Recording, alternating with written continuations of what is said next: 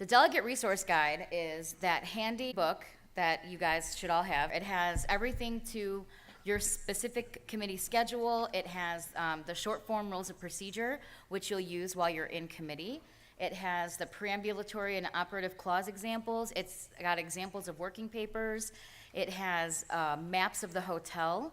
It has lists of places to go around the hotel for food, and pretty much everything you need to know. The discrimination and sexual harassment policies in there. Pretty much anything that you need to know about SRMUN and what's happening this weekend will be in the DIRG. So make sure you have that on you at all times. It's a great reference, and it will be really helpful for you as you go along. Of course, if there's something you don't know, you can always ask us, but you could probably find it in the DIRG if you're looking for an answer for something. Conference services and home government is open during the day to help you guys with, printing working papers, draft resolutions. If you lose your placard or your name badge, you're going to need both of those. You won't be allowed in your committees without your name badges. So if you lose those, if you need them reprinted, that is where you'll go for that. And then, of course, SRMUN swag. We have shirts and pens and cool stuff for you to buy to, rep SRMUN when you're not here. We all have shirts, so, but you can find that there as well. And also, home government is like a second informational resource for delegates, and that's staffed by your advisors, too. So you can find all that information over there. If you're not sure about something or you have a question, again, if you can't find it in your DIRG, you can ask any of the staffers, or you can always go to conference services or home government, and somebody can assist you with whatever you'll need. When you're in committee, the basic flow of committee is going to kind of look like this. You'll have your setting the agenda, then, speakers list, speakers time, things like that. You'll kind of go into formal debate. You'll do caucusing with unmoderated and moderated, which we'll get into in a little bit. Then you'll work on working papers. Those will turn into draft resolutions, voting procedure, and then passing resolutions, and then you would start with the next topic. So kind of a timeline and what you're going to expect this weekend would look pretty much like this little flow chart here. A quick grammar lesson, which we all love grammar, right? Don't say I motion to. You want to say Turkey moves to XYZ or China moves to XYZ. Basically, just think about how you're going to speak.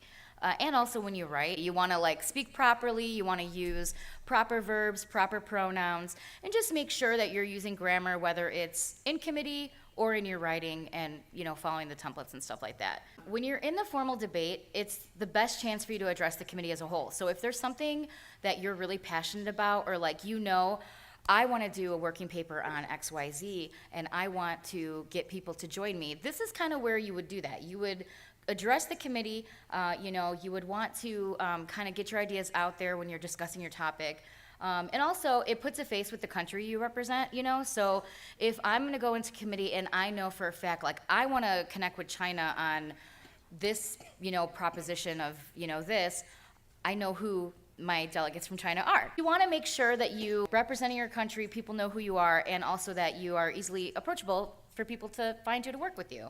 And basically, everyone should speak at least once. That's why you're here, right? You want to get the most of it, get the experience. Caucusing is where you will get together with the other delegates in your committee and you'll begin to hash out working papers and talk about what your goals are and what you want to accomplish in this committee. An unmoderated caucus is just a suspension of the meeting. It's usually for anywhere between, say, 30 to 45. The maximum is 45 that we'll take. It's basically a recess where you get the time to get together with everybody else in your committee and work on your working papers.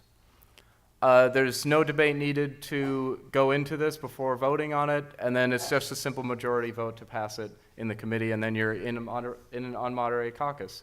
And when you are in an unmoderated caucus, please keep an eye on when you're supposed to come back into session, because the longer it takes you guys to get back in session, the less time you guys have get back in formal session for speakers' times and so forth.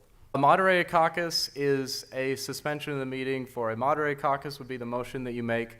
It's an extension of the formal debate, kind of like going through the speakers list, except it's focused on one topic. So you'd make a motion for, say, a 20-minute moderated caucus to discuss topic one.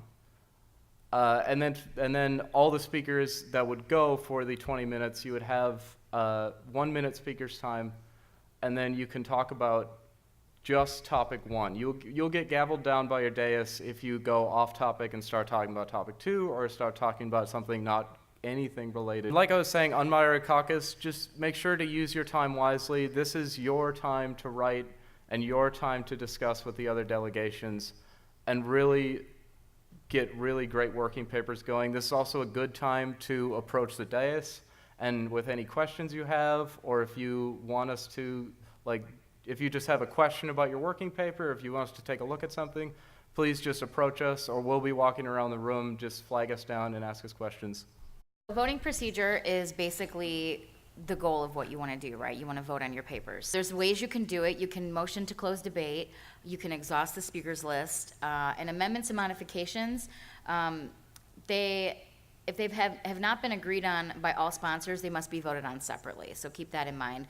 Modifications are agreed upon by all sponsors and are automatically applied to the draft. So say, for instance, if you all agree, you would just put it in there and present it to us. With modifications, if one of the delegations is not present, we need the head delegate from the delegation to come to us and say, yes, we approve this modification. We need all delegations present to approve the modification. When in voting procedure, there are only 5 motions that you can make.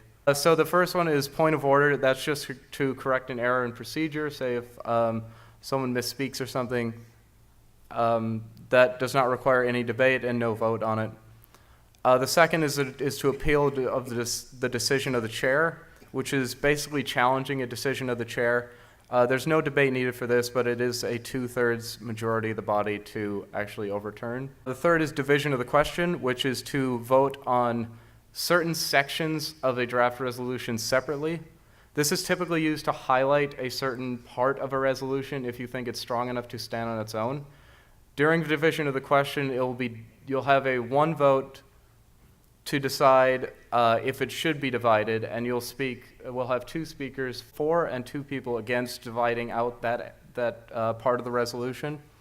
And if that passes, then that would become an annex, and then we would have a second vote to decide whether to keep that annex in the resolution. If that passes, it will become an annex. If it does not pass, it is completely erased from the resolution. The fourth is adopt by acclamation. This would just be a simple motion to say South Africa motions to adopt this resolution by acclamation. We will accept that, and we will see if there's any dissent. If there are any placards raised against this, then then it is not adopted by acclamation. We will not go into that. And then finally, as a roll call vote, if you would like a resolution to be voted on by roll call, then you can certainly make a motion for that. There's no vote to decide to go into a roll call. You would just want the resolution to be voted on by roll call. So we would go through all the countries alphabetically, and you can vote to yes, pass the resolution, vote down the resolution, or to abstain. You can pass once, and then we'll go back around, and then you must vote yes or no. You cannot abstain after a pass.